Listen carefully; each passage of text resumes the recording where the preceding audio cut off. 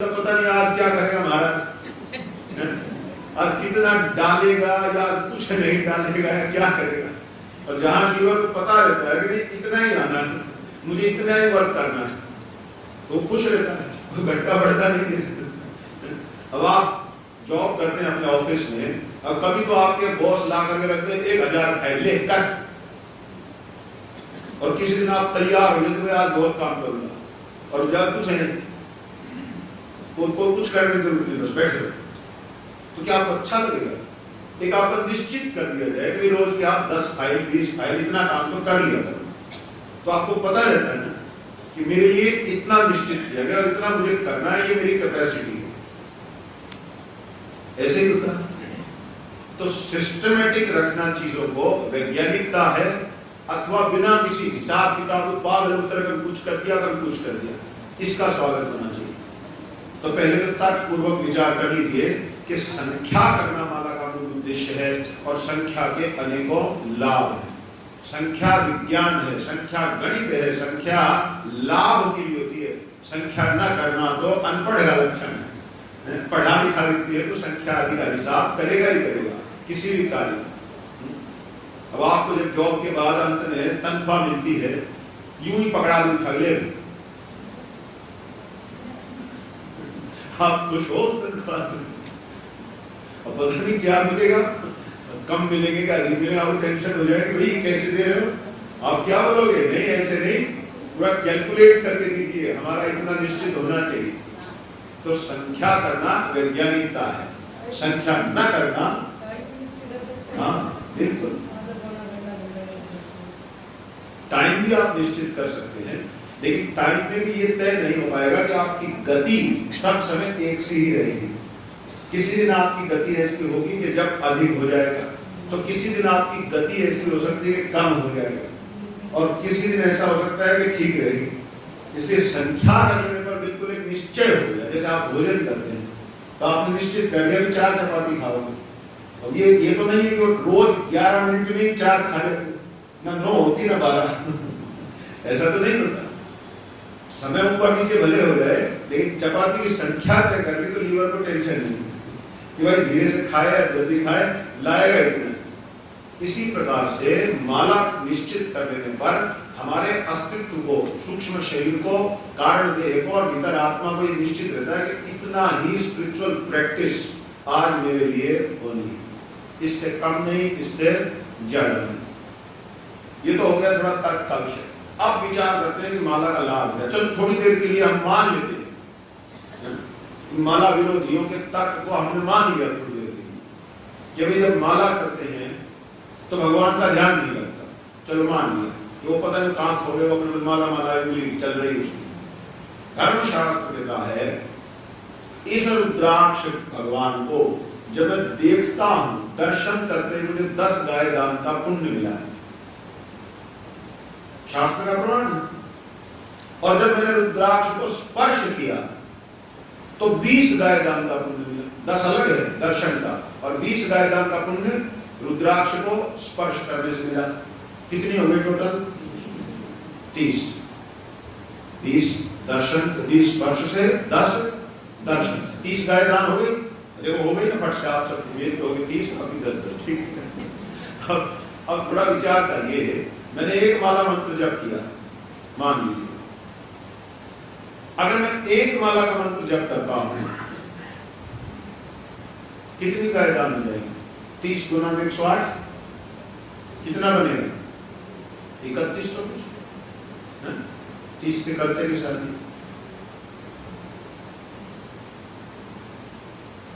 3240 गाय दान हो गई कि नहीं हो गई? मैंने नहीं बोला एक बार भी राम, बैठा बैठा टीवी देख रहा हूं, भूल भी गया राम राम बोला, उंगली रही चलती रही, तब भी 3260 गाय दान का पुण्य तो मेरे खाते में आया कि नहीं आया? अब आप जब रहे 11 माला, तो 3260 गुना में 11 करें, कहां जाकर एक गाय कितने की आती है? 50,000 से नीचे तो सवाल ही बदल, और अच्छी चाहिए तो लाख रुपए तक पड़ रही है। अब 3260 3240 गुना में 1 लाख कितना होगा?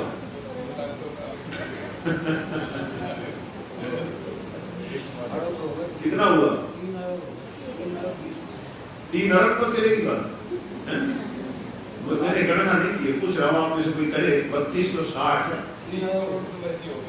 अच्छा 3260 गुना में 1188 होता है शायद 11 माला संभवतः 1188 गुना में 30 कर दी, जो भी हो करोड़ों में बात करी ना। जो भी अब ये बताओ, चलो अरब में गई, करोड़ में गई, भाई क्यों इतना घाटा खाऊंगा? मैं तो लगाऊंगा माला को हाथ तो फेरूंगा माला बैठ करके। शास्त्र का प्रमाण है, मंत्र में ध्यान हुआ नहीं हुआ वो सेकंड चैप्टर है। फर्स्ट चैप्टर है कि रुद्राक्ष का दर्शन मैंने किया, रुद्राक्ष को स्पर्श मैंने किया, तो यहां तो करोड़ों का सौदा कर लिया। कहां से लाऊंगा मैं इतना धन? कई बार लोग क्या बोलते हैं, बस मेरी एक इच्छा है, क्या एक गाय दान होकर। कहां से लाओगे सुपात्र? किसको करोगे?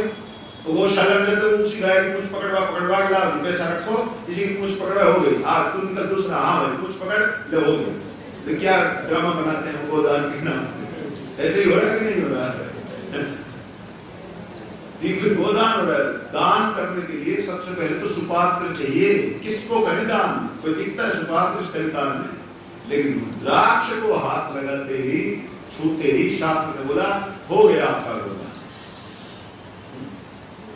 तो इसलिए हम माला को क्यों ना हाथ में लें, और जिसका इतना सारा पुण्य रोज बनेगा गोदान का, उस पुण्य के प्रभाव जब फलीभूत होंगे, जब वो पुण्य उसको फल देने लगेंगे, तो उसका मन भगवान की ओर जाएगा कि शैतान की ओर जाएगा? सोचिए, जब आपके पुण्य फल देंगे तब तो आपका ध्यान भगवान की ही ओर जाएगा। जब पाप फलीभूत होते हैं तब भगवान से हटकर संसार की ओर जाएगा।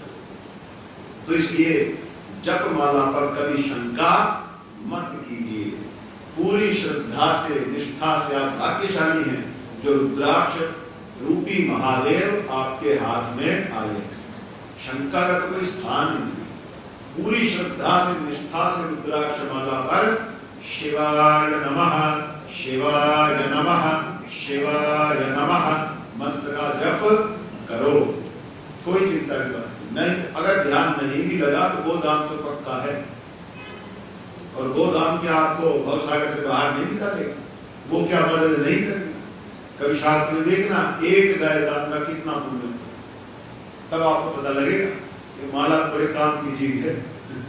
इस प्रकार से तो इसलिए माला अवश्य ग्रहण करनी चाहिए। फिर कहा है मंत्र को जप आरंभ करने से पहले किसी आचार्य से मंत्र लेकर करे तो उस मंत्र का फल बहुत अधिक बढ़ जाता है, और ले उसी से जिसने स्वयं उस मंत्र को साधा हो। यूं किताब पढ़ के बता दें कि मंत्र आपको दे रहा है, ऐसे कुछ नहीं। जब मंत्र दिया जाता है तो एक माला के एक दाने पर पहले एक माला पूरी जपी जाती है उसी मंत्र। किसके द्वारा? देने वाले के द्वारा। मतलब एक ही दाने पर 108 बार, मान लीजिए शिवाय नमः देना, तो इस दाने पर ही दूसरी माला की सहायता से इसको पकड़े रखेंगे और 108 बार जप करना पड़ेगा एक दाने पर पूरे मंत्र का। फिर दूसरे पर, फिर दूसरे पर, यानी कितनी माला इस माला पर जपी गई? 108 माला। इतना मिनिमम कार्य है। षडदशोधन होना चाहिए। षडदशोधन का अर्थ है कि गुरु स्वयं आपके निमित्त यंत्र आदि पर पहले पूजन करे, जिससे आपके काम, क्रोध, लोभ, मद, मत्सर आदि का शमन हो। क्योंकि ये तो बाधा डाल जाएंगे। आजकल तो बंदर बांट होती है, पूरी की पूरी सभा बैठी है, पर्ची बांट दी, माइक में शंख बजा के हो गया दीक्षा से, लो पर्ची सबको दे दी और पर्ची पे लिखा घर जाकर कर लेना, चेले चपटे लगे जल्दी करो जल्दी करो, ये दीक्षा होती है। इस शब्द का अर्थ है जिसके होने से वर्तमान क्षण तक का समस्त पाप दोष अभी के अभी भस्म हो गया। अब आगे अगर पाप दोष न किया जाए तो आगे पाप की प्राप्ति नहीं हो सकती। दीक्षा के क्षण में ही सब पाप दोष वही भस्म होता है। किंतु किस मंत्र की हो, किसको हो, कैसे हो, ये शास्त्रों में बहुत विस्तार से बताया। आज तो दीक्षा वीक्षा कुछ नहीं हो रही है। आजकल तो वो एक लाइन में बिठा के सबको हाँ जी आओ जल्दी राम, ठीक है राम आए तो बोल रहा हो गया, चलो दूसरा, हाँ दूसरा, तीसरा, ऐसे एक एक दिन में लोग हजार हजार को दीक्षा देना, और लोगों को भी तमाशा पसंद है। समस्या यहाँ है। और दीक्षा देने वाला सर्वप्रथम स्वयं ब्राह्मण होना आवश्यक है। ये शास्त्र का सिद्धांत है। सर्ववर्णानां गुरु ब्राह्मण, सब वर्णों का गुरु ब्राह्मण। फिर उसको स्वयं तपस्वी होना आवश्यक है। आजकल लोग क्या है, ब्राह्मण ही जा करके अन्य वर्णधारी गुरुओं से मंत्र ग्रहण करते हैं। दुर्भाग्य भी है। और वो भी खुश है हमको देख करके, ले बेटा कोई दिक्कत नहीं। अब कौन किसको प्रणाम करे? ब्राह्मण को अन्य वाला प्रणाम करेगा कि ब्राह्मण अन्य को प्रणाम करेगा? न करे तो गुरु दोष, और गुरु उसको प्रणाम करे तो गुरु शिष्य के कैसे झुकेगा, और ब्राह्मण को करे तो ब्राह्मण उनके सामने वर्ण दृष्टि से कैसे झुका, यानी धर्मनाश। इसलिए शास्त्र ज्ञान प्राप्त करना पहले आवश्यक है। मेरा सारी बातों को बताने के पीछे भाव ये रहता है, पहले आप अच्छी प्रकार से पढ़िए, सुनिए। जब आप ठीक प्रकार से अध्ययन कर लेंगे तब आप प्रैक्टिकल करने की तरफ बढ़िए। जल्दबाजी मत कीजिए, बस फट से कोई हमको भी मंत्र दे दे और चालू हो जाए। और जो विद्वान गुरु होता है वो धीरे से किसी को मंत्र देगा ही नहीं। किसी को मंत्र दान करने से पहले धर्मशास्त्र का प्रमाण है, 1 वर्ष तक तो उस शिष्य को जिसको मंत्र देने की भावना हो रही है, ये जो मंत्र लेना चाह रहा है, 1 वर्ष तक उसका परीक्षण करते रहना चाहिए। उसका आचार विचार, उसका खान पान, उसका रहन सहन आदि सब किस प्रकार है। जब अच्छे से परख ले, समझ ले, तभी निर्णय करे कि इस व्यक्ति को मैंने ये मंत्र विशेष या ये साधना विशेष देनी है, सिखानी है। आजकल तो क्या है, आप आश्रम में बाद में घुसते हो, बाहर ही कहने लग जाते नाम लो, नाम नाम नाम। होते ही नहीं होते तमाशे। पहले ही दिन ना आपको पता कौन लेगा नाम, और ना देने वाले को पता कौन ले रहा है नाम, और फिर फटाफट। इसलिए अधर्म फैल रहा है। 1 वर्ष तक गुरु को परीक्षण करना चाहिए उसका, जिसको वो मंत्र देना चाहता। जल्दबाजी नहीं करनी, अन्यथा तब की हानि होती। ठीक, तो ये सब बातें यहाँ कही हैं। फिर समय संस्कार या समयाचार दीक्षा की विधि। अब समयाचार दीक्षा विधि क्या है, इसको भी जानिए। समयाचार दीक्षा का अर्थ है जिसमें आपको सात्विक पद्धति से पूजा पाठ आदि सिखाया जाता है, जिसमें आपको खान पान के नियम दिए जाते हैं। ये सब क्या है, समयाचार। और एक दूसरा है वामाचार। वामाचार पद्धति में क्या होता है, जैसे आपने काशी के अंदर कभी कभी देखा होगा अघोरी बाबा घूमते हैं, तो वो वामाचार है। ऊपर ऊपर से तो सब क्या बोलेंगे, एक तो देखा, और अकेले में सोचेंगे एक बार इससे मुलाकात हो जाए तो ये जरूर जादू मार सकता है। लोगों की ऐसी कुत्सित मानसिकता रहा। अच्छा, ये जो वामाचार है इसका हम क्यों पालन न करें? तो वो भी ईश्वर को ही मानने वाले। भगवान आदि जगत गुरु शंकराचार्य महाभाग ने सौंदर्य लहरी नामक ग्रंथ की रचना की है। सौंदर्य लहरी के 36वें श्लोक का, सौंदर्य लहरी ग्रंथ के 36वें श्लोक का भाष्य करते हुए लक्ष्मीधराचार्य महाभाग स्पष्ट शब्दों में लिखते हैं, ये जो वामाचार आदि है कलयुग में सर्वथा निषिद्ध है। कलयुग में इसका प्रयोग नहीं करना चाहिए। इसलिए अघोरियों है ना, और ये जो नंगे बाबा घूमते हैं, इन सब गंदगियों से बचना चाहिए। ये सब धर्म के अंदर बीमारी की तरह से, इनसे आपको कोई आध्यात्मिक लाभ होने वाला नहीं है।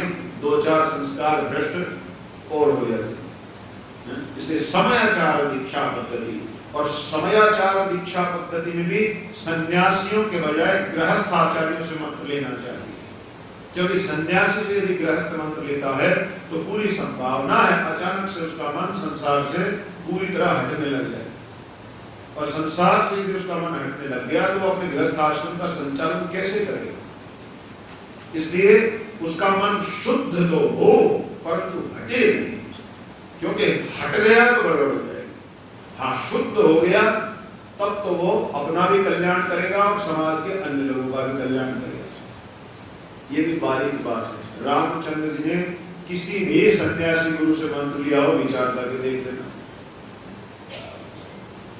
इसी प्रकार से श्री कृष्ण भगवान भी सांदीपनी गृहस्थ हैं, गर्गाचार्य जिनसे उनका नाम आदि संस्कार व गृहस्थ हैं, अधिकतर तो ऋषि मुनि जो कथा प्रसंगों में दिख रहे हैं लगभग सभी गृहस्थ आश्रमी ही हैं। वशिष्ठ मुनि गृहस्थ हैं, अरुंधति भार्या है, अत्रि अनसुईया के साथ हैं। आप विचार करके देखो। और आज कलयुग में जिसको देखो वो ये लगता है सन्यासी से मंत्र लूं तब तो कुछ काम करेगा, नहीं तो क्या करेगा। और सन्यासी जो सच में सन्यासी वो बचते हैं। सन्यास परंपरा अलग है, गृहस्थ परंपरा अलग है। आदि जगत गुरु भगवान शंकराचार्य जी ने 4 सन्यासी शिष्यों को प्रकट किया तो वो सन्यास परंपरा को आगे बढ़ाते थे, परंतु 10 गृहस्थ आचार्यों को प्रकट किया था। वो गृहस्थियों को मंत्र संस्कार आदि का दान करके उनको आगे बढ़ाते थे। ये परंपरा से सब ज्ञान है, लेकिन शास्त्र अध्ययन की परंपरा रुकना ही सबसे बड़ी समस्या है। नहीं तो लोग, अब हम कुछ बात कहेंगे तो लोग पता है ये तो ऐसे कहते हैं। अरे मैं ऐसे कहां कह रहा हूं, मैं तो ग्रंथ दिखा रहा हूं, खुद देख लो क्या लिखा है। हम नहीं कह रहे, और मेरे कहने का क्या है। बाबा वाक्य प्रमाणम, ये हिंदू धर्म नहीं है। हिंदू धर्म क्या है? शास्त्र वाक्य प्रमाण, शास्त्र के वाक्य का प्रमाण है। भले किसने कुछ भी कहा हो, शास्त्र सम्मत है स्वीकृत, शास्त्र सम्मत नहीं है अस्वीकृत। चाहे कितने सज्जन ने कहा हो या किसी ने भी कहा हो, सिद्धांत की बात है, व्यक्तिवाद नहीं है सनातन धर्म में। यहां सिद्धांत चलता है, सिद्धांत की महिमा। तो इस प्रकार से षडक दोषोधन का निरूपण, षडक दोषोधन की प्रक्रिया बताई गई है, जिसकी मैं 2 दिन से चर्चा कर रहा हूं। साधक संस्कार और मंत्र महात्म्य का वर्णन, फिर योग्य शिष्य के आचार्य पद पर अभिषिक्त करने का तरीका, शिव शास्त्रोक्त नित्य नैमित्तिक कर्म का वर्णन। नित्य कर्म का अभिप्राय है संध्या आदि कर्म करना। नैमित्तिक कर्म का अर्थ अपने बालकों के संस्कार आदि कराना। नित्य नैमित्तिक काम्य कर्म का अर्थ है अपने उचित शास्त्रीय कामनाओं की पूर्ति के निमित्त से पूजा पाठ आदि कराना, उसको काम्य कर्म में गिना जाता है। नित्य नैमित्तिक काम्य, फिर विरुद्ध कर्म, पापपूर्ण कर्म, इस प्रकार अनेक प्रकार का कर्म होता है। निष्काम कर्म 6 प्रकार का कर्म हो गया। शास्त्र कहता है निष्काम कर्म पर ही अधिक ऊर्जा लगानी चाहिए। निष्काम का अर्थ है केवल ईश्वर की प्रसन्नता के लिए शास्त्र से जिस कर्म को मेरे लिए कहा जा रहा है उसको करना, ये निष्काम कर्म है। नित्य कर्म में संध्या स्नान आदि आते हैं। स्नान संध्या जपश्चैव देवताराधनम आदि, ये सब क्या है? नित्य कर्म। फिर इसके बाद नैमित्तिक कर्म जैसे बालकों का जन्म संस्कार कराना, बालकों का मुंडन संस्कार कराना, कि कब बालक के पहली बार बाल उतर के कहाँ जाएंगे, किस देवता पर, किस विधि से क्या कार्य करना है, अपनी अपनी कुल परंपरा के अनुसार। यह नहीं होता कि फलाना ऐसे करता है तो हम भी ऐसे करें, कुल परंपरा। तो ये सब क्या है? नैमित्तिक कर्म। नित्य नैमित्तिक काम्य विरुद्ध कर्म का अर्थ शास्त्रों की अवहेलना करके जो कर्म किया जाता है उसका नाम है विरुद्ध कर्म, तो वो दोष पैदा करेगा। पाप कर्म, जिसे शास्त्र में पाप कर्म कहा है, ये जान करके भी उस कर्म को करना। देखिए विरुद्ध कर्म और पाप कर्म में थोड़ा अंतर हो गया। विरुद्ध कर्म क्या है? हमने कहा शास्त्र कह रहा आपको ओम नहीं करना, आगे जपूंगा, तो ये हो गया विरुद्ध कर्म। शास्त्र की अवहेलना पूर्वक जब आप जबरदस्ती कर रहे हैं तो विरुद्ध हो गया। और पाप कर्म का क्या अर्थ है? शास्त्र ने कहा कि जो अपने से विवाहित स्त्री नहीं है उसके प्रति मातृभाव रखो, उसको माता के समान देखना है। नहीं देखा तो ये क्या हो गया? पाप। इस प्रकार से। और निष्काम कर्म पहले स्पष्ट आपको कर दिया। अर्थात शास्त्र में जो कर्म मेरे लिए कहा है उसे मैं किसी लोभ लालच के कारण में करके भगवान की प्रसन्नता के लिए करूं। अब मैं यहाँ शास्त्र पाठ करके आपको शिव पुराण सुना रहा हूँ पिछले 9 दिन से।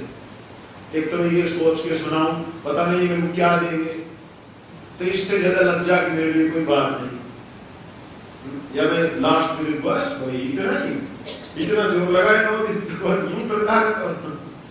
अरे सुखदेव मुनि से सीखिए, सुखदेव जी क्या दिया था परीक्षित ने, कितनी साड़ियों की गांठ बांध के दी थी। कभी तो विचार पूर्वक काम करना चाहिए। हमेशा ही हम लोग भावुकता में क्या क्या करते रहते। सुखदेव जी कथा सुनाते थे, क्या लेके गए आप भागवत में सुना।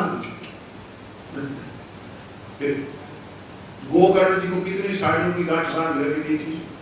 तुम्बुरु को प्रेतराज ने पिशाच में पड़े हुए आपने आरंभ में सुना था। तुम्बुरु ने कथा सुनाई थी किसको, चंचुला के पति कौन, बिंदुक को। तो बिंदुक को खुद ही प्रेतियों ने पड़ा और पिशाच में क्या दिया उसने, कथा सुन के चंचुला ने कुछ दिया। कथा सुनाने का मुख्य भाव है कि आप धर्म का पालन करो। वो ठीक है ब्राह्मण को दान दक्षिणा होती है, वो सब बातें हैं, लेकिन वो मुख्य विषय नहीं है।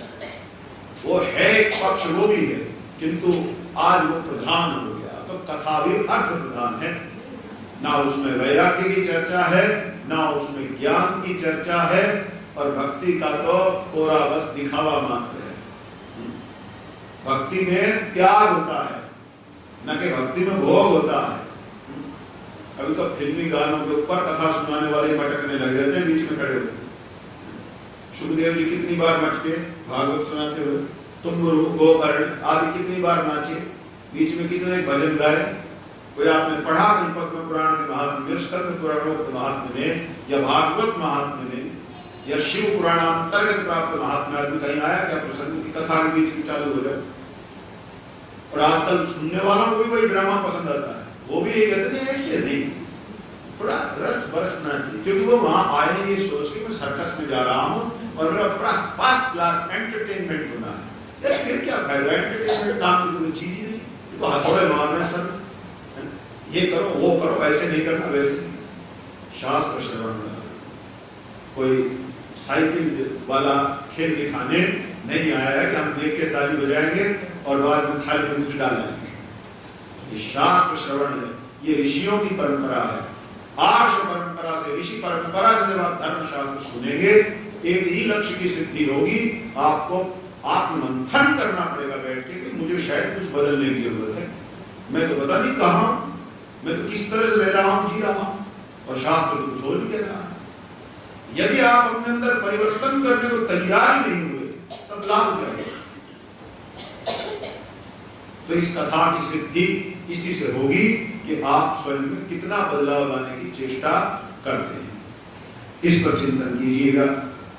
इस प्रकार शिव भजन भक्ति की महिमा कहते हुए सांगोपांग पूजन और शिवाग्नि में होम करने की भी प्रशंसा की गई है। शिवाग्नि आलोक होती है। अग्नि भी कई प्रकार का होता है, पावक अग्नि, विट नाम का अग्नि, और भी और एक आलोक शिवाग्नि। तो शिवाग्नि में होम सब कर सकते हैं। विट नाम की अग्नि और पावक नाम की अग्नि अथवा सप्तजिह्वा नामक अग्नियों में होम सबको नहीं करना चाहिए, क्योंकि उन अग्नि वैदिक अग्नियों में होम वही कर सकते हैं। स्मार्ताग्नि, प्राजापत्य अग्नि, ग्राह्याग्नि, इन अग्नियों में आहुति तभी दें जब यज्ञोपवीत जनेऊ आदि का संस्कार हो और उनके नियम विधि हो। ब्राह्मणों को भी ध्यान रखना चाहिए। वे भी जब घरों में हवन आदि होते हैं तो अपने वही मंत्र वेद का देवार्थ शब्द सोचते ही नहीं कि सामने वाले में यज्ञोपवीत आदि की स्थिति है या नहीं। हवन करते समय केवल ब्राह्मण का ही योग्य होना आवश्यक नहीं है, यजमान का भी योग्य होना आवश्यक है। दोनों पक्ष यदि उचित स्थिति में नहीं है और होम हो रहा है तो हानिकारक है। नास्ति यज्ञ समम रिपुः नास्ति यज्ञ समम मित्रः। यज्ञ से बड़ा कोई मित्र नहीं है अगर ठीक ठीक हो जाए। यज्ञ से बड़ा कोई बैरी नहीं है अगर विधि पूर्वक ना मार डालता है, बर्बाद कर देता है। तो इसलिए यज्ञ आदि करते समय मैं फिर कहूंगा उसका तो हो ही अग्नि में रहा है, आग से खेला नहीं जाता। इतना तो सीधी सी बात है, वो पूरा भावुकता का विषय नहीं है। एक तो ये जो सामूहिक यज्ञ आदि होते रहते हैं, आप लोगों ने देखा होगा, तो हिसाब ही नहीं होता, ये भी नहीं पता कि सामने वाले का मुंह झूठा है कि नहीं। सब आ गए, वो भी खड़ा है, वो चमड़े की बेल्ट बांधे खड़ा है, नहाया है नहीं नहाया, भगवान ने क्या स्थिति क्या नहीं। कोई खड़ा हो सबके ऊपर से चावल से फेंक रहा है, भीड़ लग रखी है, ऊपर से नीचे पहुंच जाएगा, थोड़ा नीचे थोड़ा। होम कुंड के बाहर जितना गिरता है वो राक्षसों को प्राप्त होता है, और अंदर जो जाता है वही देवताओं को मिलता है। हवन बहुत खतरनाक चीज है, ध्यान रखिए, सही ढंग से ना हो तो हवन बहुत खतरनाक चीज है। इसलिए अगर उसमें आप लगते हैं तो पहले अपनी योग्यता देख लें कि आप करने के योग्य हैं या नहीं। जिन लोगों को यज्ञोपवीत जनेऊ आदि की स्थिति में नहीं है, उनको पुराणोक्त पद्धति से ही होम आदि करना चाहिए, कराना चाहिए। वैदिक आचार केवल जनेऊ आदि होने पर ही मान्य है, बिना यज्ञोपवीत शिखा आदि के नियमों के वेदोक्त किसी भी कर्म में हाथ डालना खतरे की घंटी।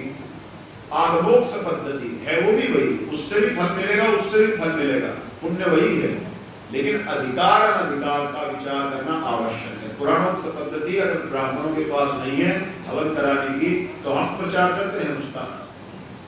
कमलाकर भट्टाचार्य ने पूरा विस्तृत, शुद्ध कमलाकर नामक विस्तृत शास्त्र लिखा है कि आगमोक्त पद्धति से हवन कैसे होगा, जप कैसे होगा, पूजन कैसे होगा, संध्या कैसे होगी, सारा विधान प्राप्त है। नहीं आता तो सीखना चाहिए, रुचि लेनी चाहिए, जिज्ञासु होना चाहिए। कर्मकांड अपने आप में समुद्र के समान है, समुद्र में मगरमच्छ के मुंह में हाथ नहीं दे सकते आप, है ना जी। गायत्री मंत्र का थोड़ा मना नहीं करते, पूरा मना करते। गायत्री मंत्र केवल गायत्री मंत्र की बात ही नहीं है, वेद का कोई भी मंत्र, वेद की जब मैं बात कर रहा हूं तो मेरा अभिप्राय यजुर्वेद, सामवेद, अथर्ववेद और ऋग्वेद, इन चार ग्रंथों से। हालांकि लोगों को पता नहीं वेद किसको कहते हैं, आर्य समाज में 4 किताबें वेद है। आर्य समाजियों के तो वेद होते ही नहीं, वेद पहले तो जानने की, क्योंकि वेद शब्द का अर्थ ही आर्य समाजी को नहीं पता। आर्य समाजी का मानना है कि जो मंत्र संहिता है बस वेद उतना ही होता है। यजुर्वेद में उन्होंने क्या किया,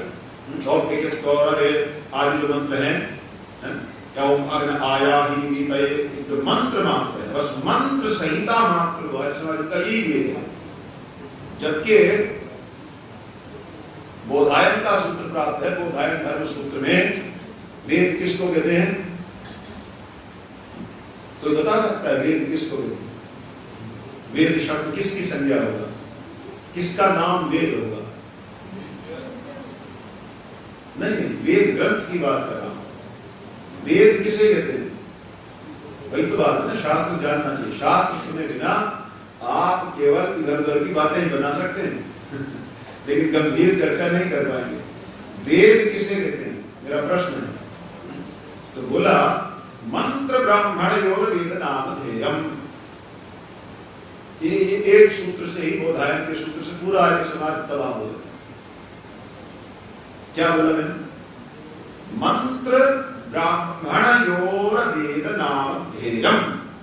मंत्र माने जो मंत्र संहिता, अब जो यजुर्वेद जिसको कहा जाता है आजकल, वो यजुर्वेद नहीं, वो यजुर्वेद की वाजसनेयी मंत्र संहिता होती है। वाजसनेयी संहिता जिसमें यजुर्वेद के मंत्र लिखे होते, उन मंत्रों को प्लस